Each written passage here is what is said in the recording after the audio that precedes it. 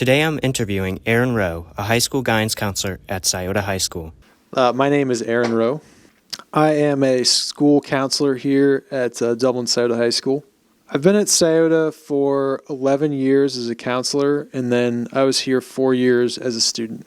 So I've started, I guess, in 2011. I did some long-term sub-placements, but basically about 12 years I've been a school counselor. When I was in school, I had a lot of different things that I was interested in, but the one thing that was kind of embedded in my mind from the time I was in about 8th grade was I just wanted to be a school counselor. It was something that I thought that I might really enjoy.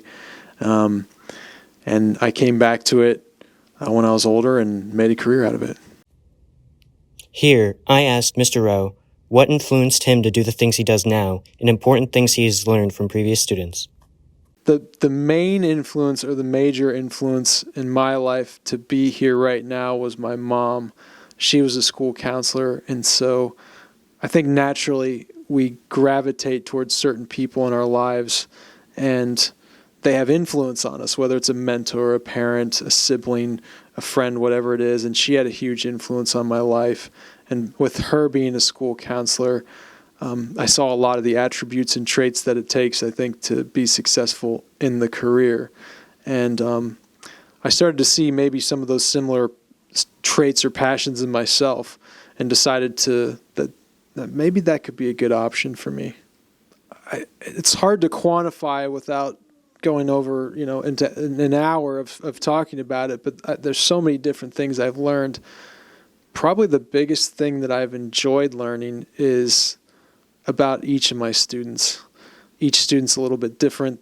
I've been here 11 years, so, multiply that by how many students I have in my caseload. But having the opportunity to sit in this chair, to meet with my students, to learn about them, to learn from them, to learn about their lives, is the best part of this job and just a fantastic opportunity. During the 2021 to 2022 school year, most students were either hybrid or remote learning. During that time, Mr. Rowe was working remotely. Online school.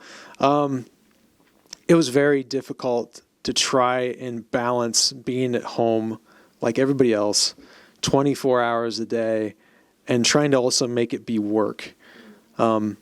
And since my job is built around the ability to meet with students, to interact with students, to communicate with students, it was very difficult at home to do anything and really feel like I was doing anything worthwhile, because I didn't really feel like I was making a difference at all. I might have been meeting with students virtually. I might have been talking to them on the phone. I might have been emailing with them, and parents too, but I didn't feel like I was really doing anything. I think it has built a greater, and this was always there before, but there's a greater urgency or emphasis to build connections, to also support students from the social and emotional standpoint, and just do everything I can to help support students. But it makes me appreciate the conversations and the time I spend with students even that much more. Not that it wasn't there before, but after everything we've been through, it's like, man, it feels good to be in the office talking with students. And in this final clip, Mr. Rowe leaves us with a message about how important the human connection is. Like, we essentially as human beings have to have connections, right? I think it's imperative for us to have the ability to communicate our feelings, to not feel alone. That's just so important. And that's the challenge I face every day when I come in here is, okay, can I connect with my students? Can I give them a safe space if they need it? And I think that's what we're all trying essentially to do. And everybody here in this school, I think, can do that and provide, hopefully a connection, a light to somebody. So talking about your feelings, talking about what you're going through, I think is essential. We all need to do it. I have to do it. I tell my students that at times. I'm like, hey, it's human. It's part of the human condition, right? We need to be connected. We need to be able to talk. We need to feel that people care about us.